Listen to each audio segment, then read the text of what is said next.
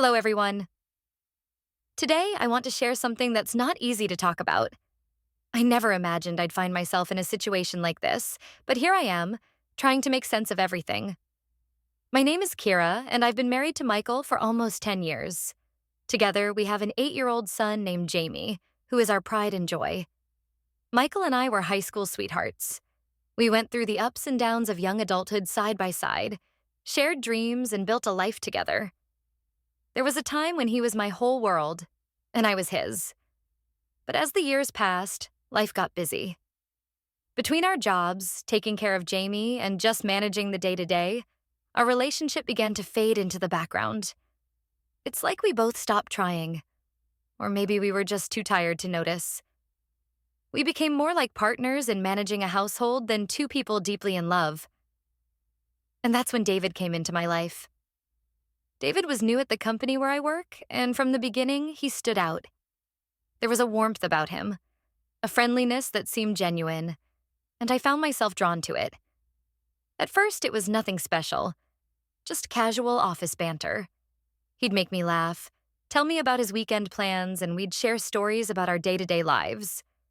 But over time, our conversations became more personal, and I began to look forward to those brief moments of escape. One evening, David asked if I wanted to grab a coffee after work. I hesitated, but eventually agreed. It felt harmless at the time, just two colleagues unwinding after a long day.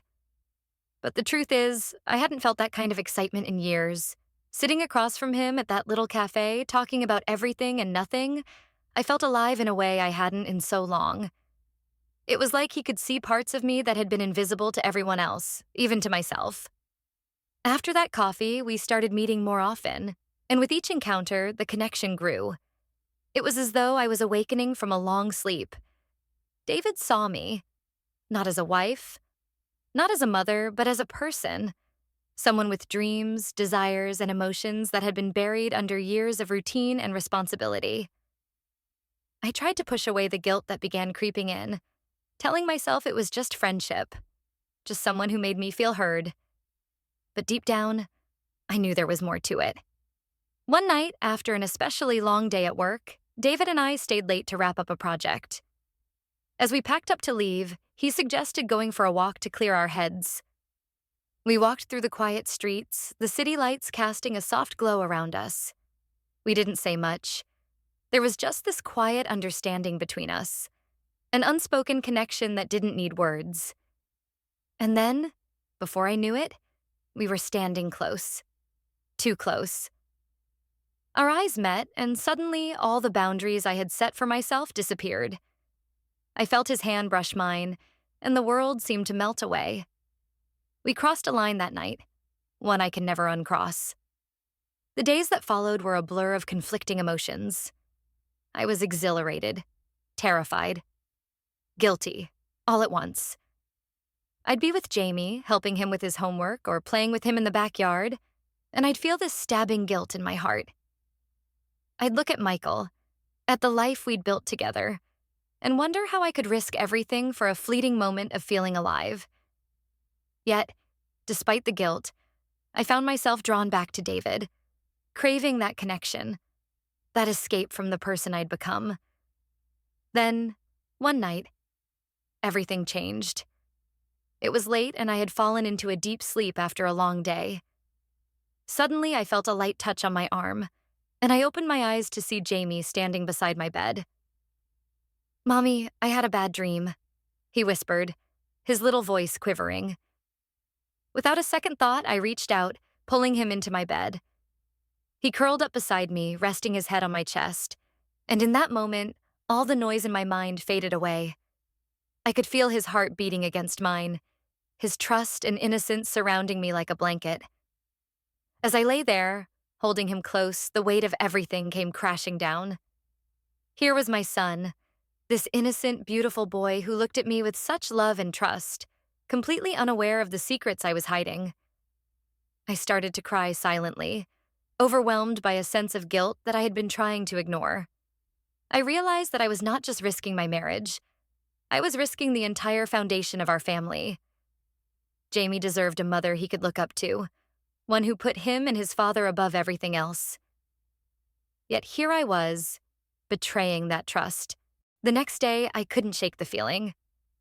Every time I looked at Jamie or Michael, I felt like I was living a lie. I knew I couldn't continue like this. I couldn't pretend that everything was okay when I was hiding such a deep betrayal. I felt trapped, torn between two worlds: the stability and love of my family, and the thrill of something new and forbidden. But I knew that if I continued down this path, I would lose everything that mattered most. After several days of sleepless nights and endless self-reflection, I made a decision. I sent a message to David, telling him that we couldn't continue seeing each other. It was one of the hardest things I've ever had to do, because part of me didn't want to let go. But I knew it was the only way forward. He respected my decision, understanding the gravity of what was at stake. But ending things with David was only the first step. The secret I was carrying felt too heavy, and I knew I couldn't live with it hanging over me. So one evening, after Jamie was asleep, I sat down with Michael. My heart was pounding, my hands were shaking. I knew that what I was about to say would hurt him deeply, but I also knew that he deserved the truth. I told him everything. I explained how lost I'd felt, how I'd let myself get caught up in something that I knew was wrong. Michael listened in silence, his face a mixture of pain, shock, and betrayal. I could see the hurt in his eyes, and it broke me. I had no excuses, no justifications. I had hurt him, hurt our family, and there was no way to undo it. For weeks, our home was a tense, silent place. Michael and I barely spoke, and when we did, it was usually in hushed tones so Jamie wouldn't overhear. We began counseling, each of us trying to make sense of what had happened, trying to rebuild trust. Some days felt hopeful, like maybe we could get through this together. Other days felt hopeless, like the damage was too deep to repair. Throughout it all, Jamie was my anchor. Every time I felt like giving up, like walking away, I'd look at him and remember why I had to fight for this family.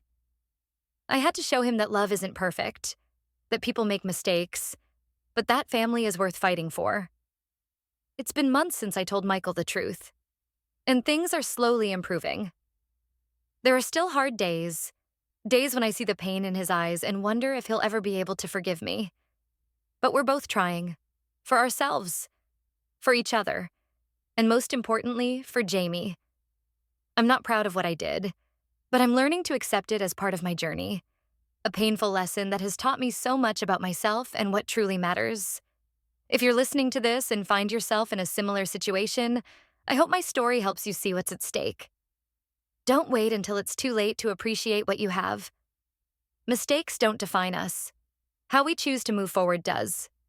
Thank you for listening. Hug your loved ones a little tighter today. And remember what's truly important.